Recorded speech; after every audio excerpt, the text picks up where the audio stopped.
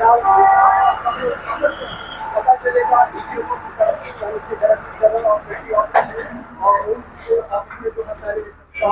बात करनी है, उसके बाद जो है क्या डिसीजन जो है वो सामने आएगा, ये आने वाले टाइम में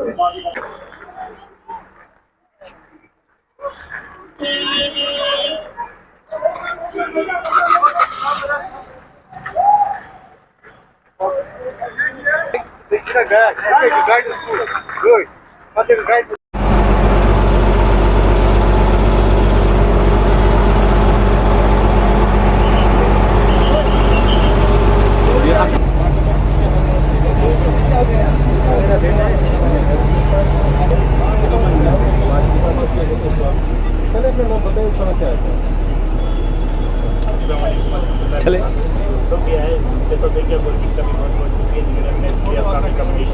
नहीं, अभी पूरा एरिया क्लियर नहीं है। मेरी डिस्ट्रिक्ट एडमिनिस्ट्रेशन से बात हुई, एसएसपी साहब ने बम डिस्पोजेबल कार्ड जो हैं वो वहाँ उड़ी भेज दिए हैं। 6 गांव जो हैं हमारे इस वक्त तक वो क्लियर हुए हैं, जिसमें ग्वालता है, बुहालन है, इस्लामाबाद है, कमलकोट है। कमलकोट मारिया का जो इलाका है वो सैनिटाइज हुआ है, उसके साथ हमारा इस्लामाबाद का सैनिटाइज हुआ है। तो वो जो इलाके जूं हो रहे हैं क्लियर, शाम तक और इलाके हो जाएंगे। जिन जिन इलाकों को क्लियर किया गया है उन्हीं इलाके के लोगों को जो है वो वहाँ पे भेजा गया है। और मैं आपके माध्यम से बाकी लोगों से ये कहूँगा, थोड़ा सा सब्र तहम्मुल रखें, उनको भी भेज रहे हैं। जो इलाके शाम तक और कई इलाके हो जाएंगे तो उनको भी वापस भेज रहे हैं। देखिए 40 to 50% लोग जो हैं निचले वाले इलाके में जो हैं वो मूव कर गए थे। आपको पता है कि it was a ghost town, वो ऑलरेडी कर चुके हैं। तो बाकी लोग जो हैं वो वहाँ पे एक फैमिली का मेंबर वहाँ पे मौजूद था कि जो थोड़ा सा रखवाली कर रहा था, अपनी रिस्क पे था, वो अब आहिस्ता आहिस्ता मूव कर रहे हैं। लेकिन जिन 6 गाँवों को किया गया, हमारी पहले ये कोशिश कि वो 6 गाँव में जो है वो वापस लोग जाएँ, क्योंकि अभी भी जो है बम डिस्पोजल कार्ड जो है वो काम अपना कर रहा है। कि ऐसा ना हो जाए, हमने जान बचाई है लोगों की, ऐसा ना हो जाए कि वहाँ जाके फिर जान गंवानी पड़े। मौजूदा सरकार को और गवर्नमेंट ऑफ इंडिया को जो है उसके लिए बाज़ाबातकारी का काम शुरू करना है। हमने कल ही जो है सब डिविजनल एडमिनिस्ट्रेशन ने और डिस्ट्रिक्ट एडमिनिस्ट्रेशन ने उनको डायरेक्ट किया है। टीमें आज इलाकों में जा रही हैं और हम असेस कर रहे हैं कि कितने हाउसेज जो हैं वो फुली डैमेज हैं और कितने हाउसेज जो हैं वो पार्शली डैमेज हैं।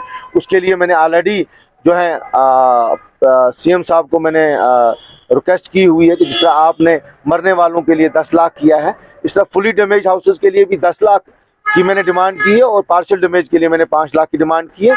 और इंशाल्लाह अगले 2 दिन में चीफ मिनिस्टर साहब यहाँ भी तशरीफ़ लाएंगे। वो आज पहुँच गए हैं, करना जाना है और उड़ी आना है, वो आएंगे तो वहाँ पे भी हम उनके सामने ये पेश करेंगे। हमने ऑलरेडी बोला है और कैबिनेट मिनिस्टर्स को भी कन्वे किया है। तो मुझे उम्मीद है कि जो है गवर्नमेंट ऑफ इंडिया और गवर्नमेंट ऑफ जम्मू कश्मीर जो है मिल के हमारी जो है लोगों की बाज़ाबातकारी के लिए। अस्सलाम वालेकुम, मेरा नाम बिलाल अहमद है। मुझे आज 7 तारीख से फायरिंग चल रही है। 7 तारीख से हम इधर कोई हॉस्पिटल में है, कोई गवर्नमेंट स्कूल में है, कोई कैंप है, कहीं किसी ने रूम लिया है। हमारी माओ बहनों को बहुत परेशानी हो रही है यहाँ पर। किसकी वजह से? सिर्फ पाकिस्तान की फायरिंग की वजह से, और किसी की वजह से नहीं। तो वहाँ पे थे जब फायरिंग हो रही थी, कोई गाड़ी, हमारी सेवल गाड़ी कोई भी नहीं थी। तो हमारी गवर्नमेंट ने मदद की, हमारे कश्मीरी भाइयों ने मदद की। यहाँ से सारी गाड़ियाँ भेजी, बसेस भेजी।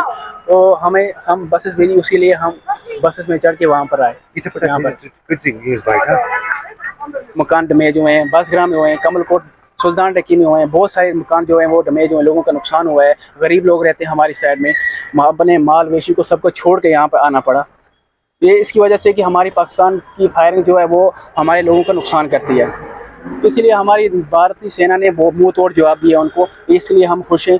अगर फिर पाकिस्तान ने कुछ ऐसे वैसे हरकत की तो हम अपनी भारतीय सेना के साथ हैं, हम लड़ेंगे उनके साथ। रहने वाला चंद्रवाड़ी का हूँ सर। हम आ चुके हैं, हमें हो गए काफ़ी दिन यहाँ पे, 5-6 दिन।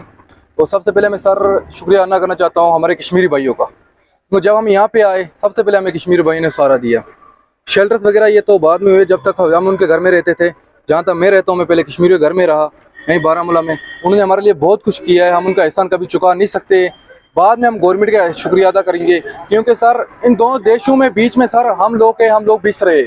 इसमें ना उसका कुछ जा रहा है, नहीं का कुछ जा रहा है सर। हमारा जो हम यहाँ पे इस वक्त कोई अपने घर से बेघर रहे, यहाँ पे औरतें परेशान है, मर्द परेशान है, सब परेशान है। किस लिए? उनके जंग में हम बीच में रगड़े चुके हैं। किस लिए? ऐसी उनकी अपनी कुछ मसलकों में। और जो मतलब आते हैं देखते हैं, उनको कुछ नहीं है, वो सिर्फ जेते हैं सर। वो आते हैं, हमें पूछते क्या किया क्या नहीं। सर ये भी सोचे सर, इनको बेचारों को कितने को लोगों का बेघर हो चुके हैं। अभी कितने लोगों का सर घर है नहीं, अब वो कहाँ रहेंगे जाके, यहाँ से तो भेज रहे हैं, इनको कहाँ रहेंगे। सर मैं उनको बोलना चाहता हूँ, गवर्नमेंट को ये बोलना चाहता हूँ कि सर हमारे जिन भाइयों का नुकसान हुआ है उनकी ये हेल्प कीजिए, उनको सपोर्ट कीजिए, उनको नया घर बनाने में हेल्प कीजिए, क्योंकि वो बेचारे नहीं कर पाएंगे। वो अभी किसी बेचारे के पास अभी इनके जो यहाँ पे उनके पास किसी के पास पैसा भी नहीं होगा। अगर पैसा होता फूड एंड अकोमोडेशन वो खुद अपना करते। यहाँ पे हालात खराब है, ना वो बेचारे मजदूरी करने के लायक है ना कुछ करने के लायक है। वो कहाँ से लाएंगे ये नया घर बनाएंगे। महबूब अहमद है, मैं उड़ी से आया हूँ। मेरा नाम महबूब अहमद है और मैं उड़ी से आया हूँ। आज आप घर जा रहे हो, कैसा हमें घर जाने के लिए बहुत अच्छा फील हो रहा है, बहुत अच्छा फील हो रहा है। क्योंकि मेरी मैसेज यही रहेगी कि इंडिया गवर्नमेंट से क्या आप ये जो सीज फायर है ये रुकना चाहिए, क्योंकि उस वक्त जो हालात थे जब हम उड़ी में थे एकदम गोलाबारी हो रही थी, बम फट रहे थे, लेकिन हमारे जो बच्चे हैं वो इधर से उधर भाग रहे थे, एकदम खौफनाक मंजर था। लेकिन इंडिया गवर्नमेंट ने और इंडिया आर्मी ने हमें बहुत ज़्यादा सपोर्ट किया, वहाँ से निकाल के सेफ जगह ला के हमें यहाँ पे रखा। तो हम इंडिया गवर्नमेंट के बहुत बहुत थैंकफुल है, क्योंकि उन्होंने हमें फ्री अकोमोडेशन भी प्रोवाइड किया और गाड़ियाँ भी प्रोवाइड की, तो हम घर वापसी आराम से जा सकें। हम इंडिया गवर्नमेंट के बहुत बहुत शुक्रगुजार हैं। Thank you sir.